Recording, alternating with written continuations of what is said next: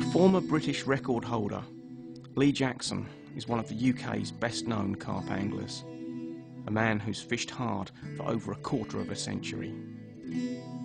There's not a lot he doesn't know about the sport, and here he discusses something of the history of casting and how equipment and the way it's employed has evolved along with carp fishing itself.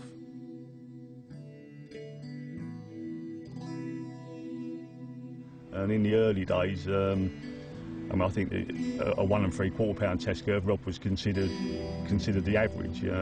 8 pound line and no heavier than a 2 ounce lead. And it's strange really, I mean in them days, and perhaps if you was lucky, you could manage to cast 70 or 80 yards, but you had to be really lucky, you had to be flat calm and everything. But then most of the rods were glass fibre, hollow glass fibre.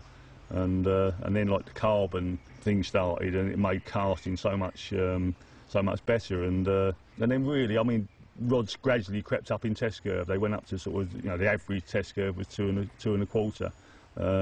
Occasionally you use heavier leads. People discovered like sort of using, taking a leaf out of the Sea Angler's book and using shock leaders, and really scaling down the main line to sort of 4 pound lock main line even, on weed-free lakes. Suddenly you could cast in excess of 100 yards.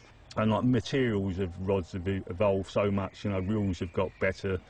But now it's funny really, when I stroll back onto some of those lakes and looking at sort of distances that I used to sort of really struggle to get, and then all of a sudden it's just a little flick, it really does sort of show you our tackle as rods in particular, and have sort of improved, By what you're going to use. I mean, if you're going to be fishing sort of lakes that you haven't got to cast much in excess of 100 yards, then the ESs are fine. A nice 2 3/4 pound test curve rod, and then sort of, don't put a whacking great big pit reel on it and sort of unbalance the setup. Put a nice sort of, nice size reel on it, and it'll be a joy to use. But no, the casting nowadays, it's, the sky's the limit really with the casting. It's, there's so many good casters out there, and like taking the instructions of people like Mark and Miles and whatever, everyone's casting can improve. And but the main thing, one of the main things, is down to practice. Like a lot of aspects of things in this world, practice does make perfect.